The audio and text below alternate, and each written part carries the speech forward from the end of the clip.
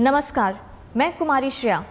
शिक्षा की बात हर शनिवार कार्यक्रम के इस नए अंक में आप सभी शिक्षा प्रेमियों का हार्दिक स्वागत है, सादर अभिनंदन है।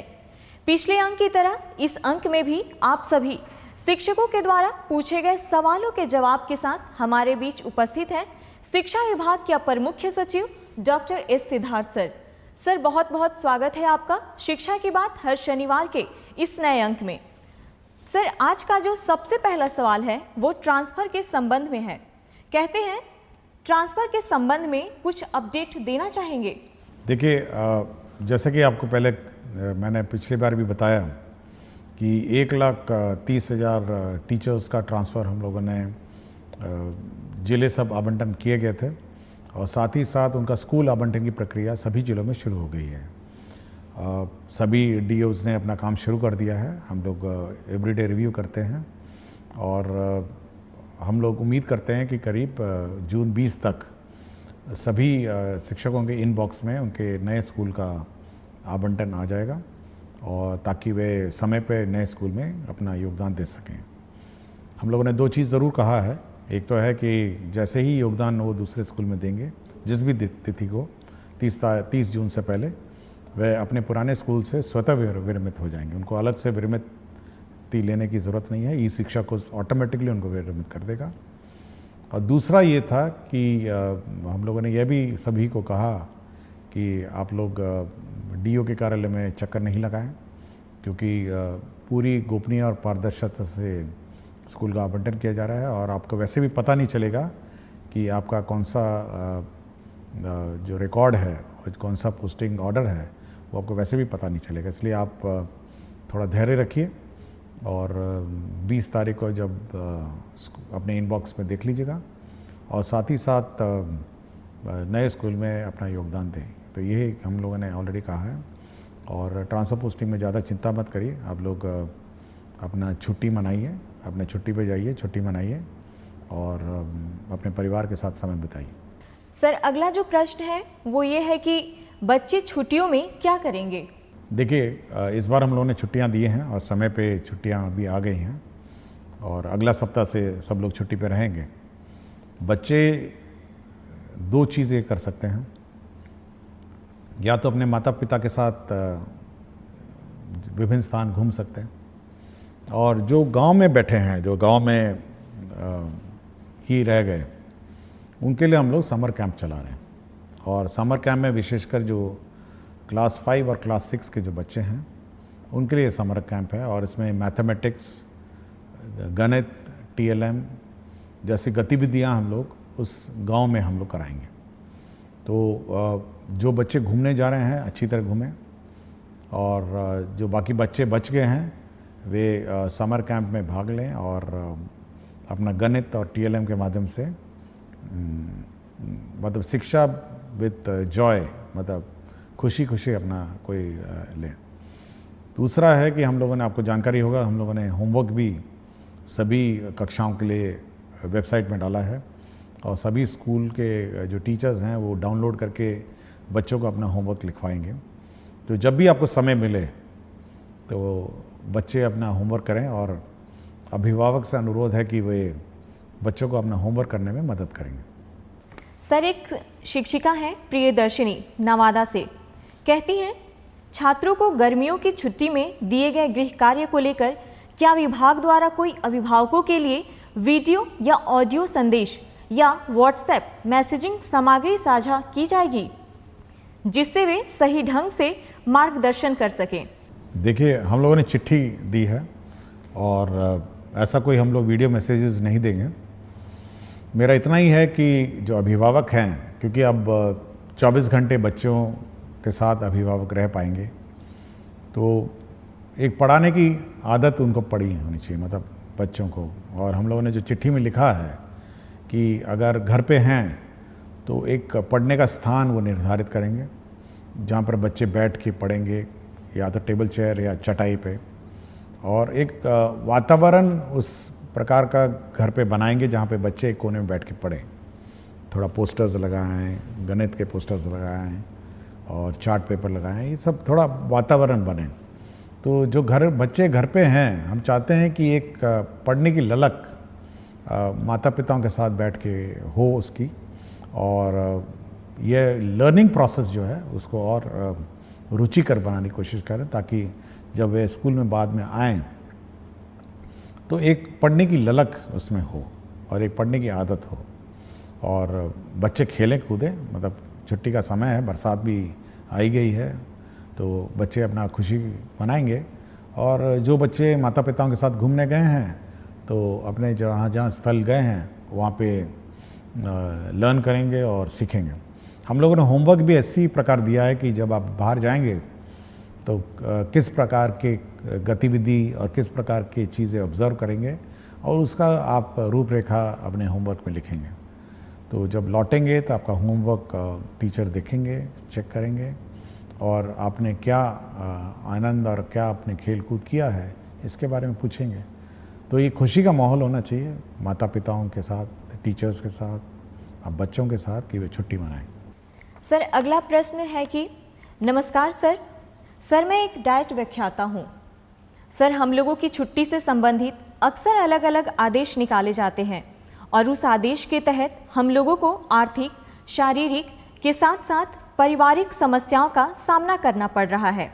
जैसे 3 दिन से अधिक की छुट्टी प्राचार्य स्तर से नहीं बल्कि निदेशक महोदय के स्तर से होगी। सर हम लोग मानसिक उत्पीड़न से गुजर रहे हैं, कृपया समाधान करने की कृपा करें। देखिए, अभी कुछ दिन पहले जो SCERT के डायरेक्टर ने पूछा कि सर स्कूलों में तो बंद है, क्या हम लोग ट्रेनिंग समर वेकेशन में कराएं नहीं कराएं। तो मैंने उनसे स्पष्ट कहा कि जब सब स्कूल बंद हैं, सब टीचर्स बाहर हैं, तो आप किस चीज़ का ट्रेनिंग कराएंगे। तो मेरे ख्याल से हम लोगों ने मना कर दिया, भाई जब टीचर्स ट्रेनिंग छुट्टी पे हैं तो डायरेक्ट उसके दौरान नहीं होगी। दूसरा है, हम लोग का ये विचार है कि जो छुट्टियां हैं वो सब ऑनलाइन ली जाए और प्रक्रिया भी ऑनलाइन हो। टीचर्स की जो प्रक्रिया है हम लोग ने स्पष्ट कर दिया है कि ऑनलाइन होगी, और आपको जानकारी होगा कि कुछ ही दिन पहले हम लोगों ने ये गाइडलाइन इशू किया है जिसमें स्पष्ट किया है कि किस प्रकार की छुट्टी कौन स्वीकृत करेगा और कितने दिनों में स्वीकृत करेगा। तो छुट्टियां स्वीकृति में स्पष्टता होनी चाहिए, ये हम लोग का मत है। टीचर्स के लिए हम लोगों ने कर दिया है, तो डाइट के लिए भी हम कर दें। सर अगला सवाल कुमारी निधि प्राथमिक विद्यालय सुहाग किशनगंज से करती हैं। कहती हैं, एसीएस सर को मेरा प्रणाम। महोदय, मेरे विद्यालय में शून्य निवेश पर एक निपुण बाल मंच कोना बनाया गया है जिसमें बच्चे अपने मन की करते हैं और अपने द्वारा लिखी हुई कविताएं, कहानियां, अपने द्वारा हस्त निर्मित वस्तुएं और जो भी उन्हें मन करता है वह वहां पर बनाकर प्रदर्शित करते हैं। क्या ऐसा निपुण बाल मंच कोना हर विद्यालय के लिए तैयार किया जा सकता है? महोदय, यह बच्चों के लिए काफ़ी रोचक, उत्साहवर्धक और रचनात्मक रहेगा। धन्यवाद। देखिए, मैं इस निपुण बाल मंच को देखना चाहूँगा क्योंकि अब तो छुट्टियाँ हैं, तो जब भी खुलेगी तो मैं ज़रूर इस निपुण बाल मंच को देखना चाहूँगा। और मेरा अपना मानना है कि जो बच्चे अपने स्वतंत्र और स्वच्छ भाव से जब कोई भी चीज़ की रचना करते हैं तो वह उत्कृष्ट होती है, और अपने जो भावनाओं का जो प्रकटीकरण है वो मतलब बिल्कुल स्वतंत्र रूप में जब करते हैं तो बिल्कुल उच्च कोटि का होता है। तो सभी स्कूलों को यह उम्मीद और कोशिश होनी चाहिए कि बच्चों की जो भावनाएं हैं, बच्चों का जो हुनर है, उसको प्रकट करने का मौका देना चाहिए। और मैं ज़रूर इस विद्यालय में इस मंच को देखना चाहूँगा जब भी मुझे समय मिलेगा।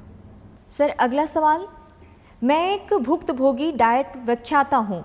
सर मुझे जानना है कि एक शिक्षक या व्याख्याता कितने घंटे तक बिना थके पूरी ऊर्जा के साथ पठन पाठन का कार्य निर्बाध रूप से जारी रख सकते हैं। सर हम लोग सुबह 8 बजे से प्रशिक्षण शुरू करते हैं और 6:30 तक ये चलता रहता है। सर विगत कुछ वर्षों से इस तरह का थकाऊ, उबाऊ और नीरस प्रशिक्षण देते देते हम लोग ऊर्जा विहीन हो चुके हैं। कृपया मार्गदर्शन देने की कृपया करें। देखिए, बड़ी चिंता का विषय है। मैंने और मेरा अपना मत है कि जो भी टीचर है जब तक वो एंजॉय नहीं करेगा अपना टीचिंग प्रोसेस को, तो कुछ नहीं डिलीवर करेगा, खड़ा रहेगा, रूटीन वे में कुछ पढ़ाएगा। तो हम लोग की कोशिश है कि फर्स्ट हाफ में रीडिंग राइटिंग और ये सब जो भारी भड़कम टीचिंग है वो होनी चाहिए, और सेकंड जो पार्ट है जो लंच के बाद है उसमें रोल प्लेज होना चाहिए कि टीचर को कैसे पढ़ाना है, स्टूडेंट्स को कैसे इंटरेक्ट करना है। तो हम एक बार फिर से इसको रीलुक करेंगे छुट्टियों में कि कैसे पाठ्यक्रम पढ़ाए जाए, क्योंकि हेवी पाठ्यक्रम पढ़ा के आप डिलीवर नहीं कर सकें। और हम लोग का उद्देश्य जो है बेसिकली डाइट का वो सब्जेक्ट पढ़ाना नहीं है। हम लोग का उद्देश्य यह है कि बच्चे कैसे पढ़ाया जाए, बच्चे अध्ययन कैसे करेंगे और बच्चों का जो एक्टिविटी है वो कैसे हो, इस पर ज़्यादा ध्यान है। नॉट कि बैठ के फिज़िक्स पढ़ाएं, केमिस्ट्री पढ़ाएं, ये हम लोग का काम नहीं है। इसलिए इसको एक बार डिज़ाइन करेंगे, और जब भी समर वेकेशन के बाद डाइट और एससीईआरटी के कोर्सेज शुरू होंगे तो एक नए लुक में हम लोग इसको लॉन्च करेंगे। सर, एक शिक्षक हैं संजय यादव, उत्क्रमित मध्य विद्यालय कोडरा हाता, हथवा, गोपालगंज से। कहते हैं, महोदय, आपके द्वारा अभिभावक शिक्षक संगोष्ठी के लिए एक कैलेंडर जारी किया गया है। अभी से पूर्व भी संगोष्ठी का आयोजन कई मर्तबा किया जा चुका है, पर संगोष्ठी से संबंधित प्रधानाध्यापक और प्रभारी प्राचार्य के नाम से जो पत्र कल के डेट में आपकी तरफ से निर्गत हुआ है, वह हमें यह सीख देती है कि किसी आयोजन अथवा मौका को अत्यंत महत्वपूर्ण कैसे बनाया जाता है। क्या इस मौके पर हम अपनी कक्षाओं के बच्चों का मासिक मूल्यांकन रिपोर्ट अभिभावकों को बता सकते हैं, ताकि हमारे बच्चे का अपडेट अभिभावकों को मिल सके? देखिए, आज शनिवार है और आज छुट्टी से पहले संगोष्ठी के लिए संबंध में मैंने पत्र लिखा था। इसमें देखिए, ये जो पेरेंट टीचर मीटिंग है ये बहुत महत्वपूर्ण मीटिंग है, और इसमें इसीलिए मैं इसको बहुत महत्वता देता हूँ और इसीलिए मैं अपने दस्तखत से इसको निर्गत करता हूँ। देखिए, इसमें बच्चों का क्या प्रोग्रेस रहा है यह टीचर को बताना होता है। जो क्लास टीचर होती है उसको बताना होता है कि आपका बच्चा ठीक है, आपका बच्चा पढ़ाई में थोड़ा कमज़ोर है, घर पे पढ़ाइए। उसके प्रोग्रेस के बारे में पेरेंट्स को बिल्कुल स्पष्ट होना चाहिए। मैथ्स का, फिज़िक्स का, रीडिंग है, सब है। तो ये बिल्कुल बहुत ही महत्वपूर्ण है, और अगर यदि बच्चा समय पे स्कूल नहीं आता है तो माता पिताओं को उसको बोलना भी पड़ता है। तो ये एक बहुत ही इम्पॉर्टेंट फोरम है जहाँ पे माता पिता के साथ टीचर इंटरेक्ट करते हैं, बच्चे के शैक्षणिक कार्यों के बारे में चर्चा करते हैं। देखिए, स्कूल में तो टीचर गाइड करते हैं, लेकिन घर पे माता पिता गाइड करते हैं, और एक बहुत महत्वपूर्ण गाइड करने का एक माध्यम है। इसलिए माता पिता को भी पता होना चाहिए कि उनका बच्चा क्या कर रहा है, स्कूल में कैसी पढ़ाई कर रहा है, क्या उसकी रुचि है। तो ये बहुत महत्वपूर्ण कार्य है। और हम लोगों ने आज जो लास्ट पेरेंट टीचर मीटिंग है छुट्टी से पहले, वह इसीलिए किया कि बच्चों को पता होना चाहिए कि स्कूल ने उनको होमवर्क दिया। हो सकता है माता पिता को नहीं पता चले कि आज होमवर्क भी दिया है, या पेरेंट्स को क्या करना है, समर कैंप के बारे में वो जानकारी देंगे, और पेरेंट्स को क्या छुट्टियों में बच्चों के साथ करना है, इसके बारे में गाइड करने के लिए ही आज जो पेरेंट टीचर मीटिंग आयोजन किया जा रहा है। तो वो इसी का महत्वपूर्ण एक अंश है। सर, अगला सवाल रवि शंकर दास, यूएमएस खरुधा प्रखंड, ठाकुरगंज, जिला किशनगंज से करते हैं। आदरणीय एससीएस सर, हमारे विद्यालयों में प्रत्येक शनिवार को जिस प्रकार बैकलेस सैटरडे में विभिन्न प्रकार के एक्टिविटीज को शामिल किया गया है, उसमें योग को भी समाहित करने की कृपा की जाए, जिससे हमारे बच्चों को योग का लाभ प्राप्त हो सके। देखिए, बैकलेस सैटरडे में कुछ तो हम लोग फिक्स्ड आइटम्स हैं, कुछ तो हम लोगों ने ये जारी कर दिया है, और आप वेबसाइट में नया बैकलेस सैटरडे के गाइडलाइंस देख सकेंगे। इसके अलावा स्कूल पर ये हम लोगों ने छूट दी है कि योग करें या जो भी सिखाना चाहे, क्योंकि अगर हम लोग कंपलसरी कर देंगे, यह संभावना है कि वहाँ लोकल टीचर नहीं मिलेंगे। तो यह स्कूल पे छोड़ दिया गया है कि इसके अतिरिक्त जो करना चाहें और जो एक्टिविटी करना चाहें तो वो कर सकते हैं। और योग बहुत अच्छी बात है, और बहुत सारे स्कूल कराते भी हैं। तो बैकलेस सैटरडे में बिल्कुल फ्रीडम है जो करिकुलम है उसके अतिरिक्त है। डिज़ास्टर पे बात होती है, संगीत के बारे में बात होती है, स्पोर्ट्स के बारे में बात होती है, और बच्चे को जो की चीज़ रुचि और जो क्यूरोसिटी है उसके बारे में बात होती है। इसलिए हम लोग बिल्कुल छूट दी हुई है। ये बिल्कुल टाइड अप सैटरडे नहीं है कि यही करना है और इसी पर काम करना। सर, एक शिक्षिका है बेबी कुमारी गोनवा पोवारी उच्च विद्यालय से, कहती हैं, सर क्या हर महीने होने वाली अभिभावक शिक्षक संगोष्ठी के लिए कोई एकीकृत रिपोर्टिंग प्रारूप या पोर्टल विभाग उपलब्ध कराएगा जिससे सभी विद्यालय एक समान रूप से रिपोर्ट भेज सके? देखिए, इतना रिपोर्ट अगर आने लग जाए तो हम लोग का तो विभाग बिल्कुल का सर चकरा जाएगा, और ज़्यादा रिपोर्ट हम लोग को चाहिए भी नहीं। हम लोग देखिए, हम लोग ये उम्मीद करते हैं कि अभिभावक और जो शिक्षकगण उस स्थानीय स्तर पर समस्याओं का समाधान करेंगे, स्थानीय स्तर पर अपना हल निकालेंगे। अब हर चीज़ हम रिपोर्ट लेके, हर चीज़ हम अगर इकट्ठा करने लगे तो उसका कोई हल हम नहीं निकाल पाएंगे। हाँ, फीडबैक अगर आपके पास है कोई संगोष्ठी के बारे में कि कैसे अच्छा करना है या उसमें सुधार करना है, तब तो बात सही है, लेकिन हर चीज़ का रिपोर्ट हम नहीं ले सकते। नहीं, ये हम चाहते हैं कि पेरेंट और स्टूडेंट और टीचर आपस में स्थानीय स्तर पर विचार करें और मामले का समाधान निकालें। सर, एक शिक्षिका है अंकिता दरभंगा से, कहती हैं, सर कुछ स्कूलों में अभी भी कुछ बच्चों को अभ्यास पुस्तिकाएं नहीं मिली हैं। क्या इसके लिए एक तेज ट्रैक शिकायत निवारण प्रणाली बनाई जा सकती है जिससे हम संगोष्ठी से पहले यह सुनिश्चित कर सकें? देखिए, मैंने कहा था कि छुट्टियों से पहले सभी किताबें मिल जाएं, और अगर मिली नहीं तो मैं ऑब्वियसली संबंधित में कार्रवाई करूँगा। मैंने बहुत स्पष्ट कहा था, और ये कहा था कि बच्चे छुट्टियों से जाने से पहले किताब लेके जाएंगे और पढ़ेंगे। एक बार हम लोग रिव्यू करेंगे अभी, क्योंकि छुट्टियां हैं, कि किस किस को किताबें नहीं मिली और किस कारण से नहीं मिली। लेकिन ये यदि नहीं मिली हैं तो बड़ा चिंता का विषय है। मैं पहले भी बोल चुका हूँ, और पिछली बार मैंने कहा, एक बच्चे ने किताबों के बारे में चर्चा भी की थी, तो अगर नहीं मिली तो मैं इस पर एक बार समीक्षा करूँगा और देखेंगे, इसको कोई रिजॉल्व करने की कोशिश करूँगा। और अगर कोई इशू होगा तो हम लोग कोशिश करेंगे कि अब तो टीचर तो है नहीं, तो बच्चों को आइडेंटिफाई करना भी मुश्किल है, तो एटलीस्ट जो छूट गए हैं, जिस दिन स्कूल खुलेगा वहाँ पर उस किताबें रखी रहेंगी। सर, अगला सवाल है, सर पीटीएम के लिए निर्गत पत्र अत्यंत शानदार है।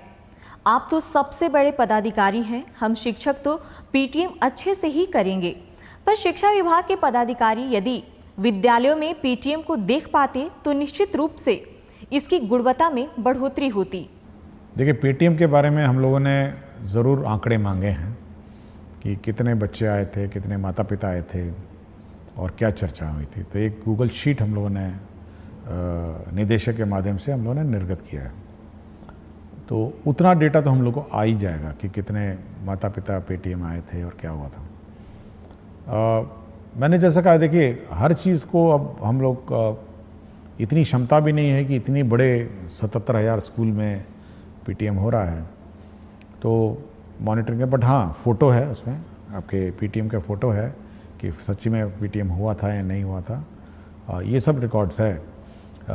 और मैं चाहता हूँ कि कुछ ज़्यादा मतलब मॉनिटरिंग, इतनी मॉनिटरिंग मत करवाइए कि मतलब व्यवस्था में हम कन्फ्यूजन में हो जाएं। टीचर्स और स्टूडेंट और पेरेंट्स अपनी कोई व्यवस्था करवाइए और इस व्यवस्था को अपने संचालन कराइए।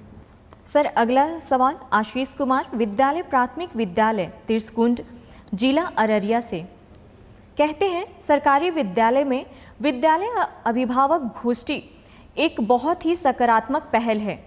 जिस प्रकार टीचर ऑफ द मंथ का पुरस्कार विभाग द्वारा दिया जाता है, विद्यालय भी हर गोष्ठी में एक बेस्ट परफॉर्मेंस देने वाले बच्चों के अभिभावक को सम्मानित करे और वर्ष के अंत में सभी गोष्ठी में सबसे अधिक सक्रिय अभिभावक को सम्मानित करे तो इस कार्यक्रम में और अधिक सक्रियता बढ़ सकती है। देखिए, हर स्कूल का अपना विद्यालय संचालन समिति है और हम चाहेंगे कि उस विद्यालय संचालन जो समिति है, जो कमेटी है, उसमें जो अभिभावक हैं वही सदस्य रहते हैं और थोड़ा बढ़ चढ़ कर अपना योगदान देंगे। हम लोगों ने टीचर्स ऑफ द मंथ का कॉन्सेप्ट लाए थे कि हर टीचर को हम लोग पुरस्कृत, मेरे दस्तखत से जाता है। स्टूडेंट को भी हम लोग अवार्ड करते हैं कि स्टूडेंट ऑफ द वीक के। ये होना चाहिए कि जब भी अब पेटीएम होता है वहाँ पर उस पेरेंट्स के सामने इस बच्चे को पुरस्कृत करिए कि ये one of the best student है। इससे दो कारण हो सकते हैं। एक तो जो अभिभावक हैं वो प्राउड फील करेंगे, देखिए मेरे बेटे को स्टूडेंट ऑफ द वीक या 15 दिन में जो भी है अपना फोर्टनाइट है, इसको पुरस्कार मिला। और दूसरे जो अभिभावक हैं उनको ये प्रेरणा होगी कि भाई मेरा बच्चा भी अच्छा परफॉर्म करे। तो ये बहुत ही इम्पोर्टेंट फोरम है कि उस फोरम पर के सामने आप ये पुरस्कार देंगे, तो ये एक अच्छी बात होगी। मतलब ये कि उस पेरेंट्स के सामने सभी पेरेंट बैठे हुए हैं तो बच्चों को पुरस्कृत की जाए। सर, आज का आखिरी सवाल। सुहानी कुमारी वर्ग 7वीं कन्या मध्य विद्यालय अमला की छात्र हैं। कहती हैं, सर मुझे सारी किताबें मिल गई है, उसके लिए सर का धन्यवाद। पर मेरे मन में एक प्रश्न है कि आपके बहुत सारे फोटो हम देखे हैं और सभी में आप वाइट शर्ट पहनते हैं, तो क्या इसके पीछे कोई राज है? सर, हम बच्चे जानना चाहते हैं। देखिए, पिछली बार आपने प्रश्न उठाया था आपकी किताबों के बारे में, तो अच्छी बात है किताबें मिल गई हैं। और एक और प्रश्न भी था कि सुपौल में एक स्कूल था जो नया बना हुआ था और उसका संचालन नहीं हो रहा था, वो भी शुरू हो गया था, मंडे को वो भी शुरू हो गया। तो जो भी प्रश्न पिछले बार इश्यूज़ उठे थे उनका समाधान हो गया है। जहाँ तक वाइट शर्ट की बात है, देखिए इसकी दो कारण हैं। देखिए, हर स्कूल का अपना यूनिफॉर्म होता है। उसका ये कारण होता है कि सभी बच्चे मतलब एक तरह दिखते हैं, मतलब नीले कमीज़ों में दिखते हैं। और दूसरा, उनको उस कमीज़ पे ज़्यादा ध्यान नहीं देना है। मतलब जब स्कूल के लिए तैयार होकर आते हैं तो एक ही कमीज़ है, मतलब नीली कमीज़ पहननी है, नीली पैंट पहननी है या निकर पहनना है। और उसी प्रकार मेरा भी जो कबर्ड है उसमें ऑफिस के लिए जब तैयार होता हूँ तो केवल 2 ही प्रकार के कपड़े हैं, वाइट कमीज़ें हैं और ब्लैक पैंट है। तो मुझे ध्यान और मुझे दिमाग नहीं लगाना पड़ता है कि आज सुबह ऑफिस में क्या पहन के जाऊंगा। उसी वाइट में से एक शर्ट उठाता हूँ, उसी ब्लैक पैंट में पैंट पहनता हूँ और मुझे अपने मन और मस्तिष्क में तनाव नहीं रहता है। एक तो फॉर्मल है, मैं तो कोई रंगीन नहीं पहन सकता हूँ और मतलब जीन्स और टी-शर्ट पहन के तो ऑफिस नहीं जा सकता। एक बहुत ही सभ्य और फॉर्मल लोकेशन है। और दूसरा ये है कि ज़्यादा दिमाग लगाने की आवश्यकता नहीं मुझे। ज़्यादा दिमाग अपने काम पे लगाइए, ज़्यादा दिमाग अपने मतलब जो आज दिन भर करना है उसके बारे में सोचिए कि आज दिन भर क्या करना है। तो ज़्यादा दिमाग मेरा उसी में लगता है।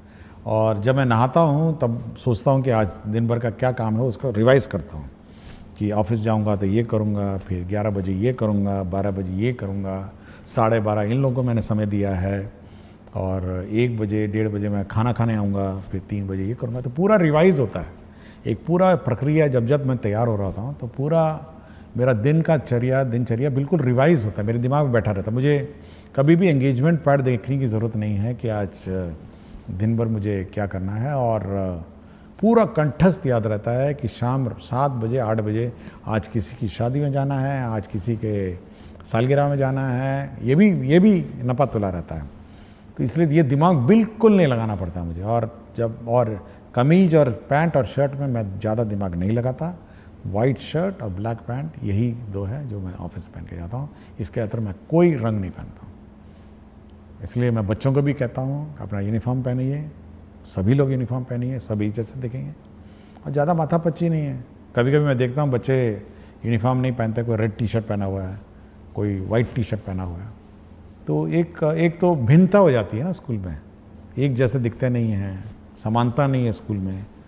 और अगर हम लोग छोड़ दें बिना यूनिफॉर्म के तो आप सोचते हैं कि जो अमीर बच्चा है वो अमीर बच्चे की तरह ड्रेस करने लग जाएगा, जो गरीब बच्चा है वो गरीब की तरह ड्रेस करने लगेगा। एक कंपटीशन और प्रतिस्पर्धा हो जाएगी कि देखिए वो बहुत अच्छा पहन के आई है, वो बहुत अच्छा पहन के आया है, हम भी पहनेंगे।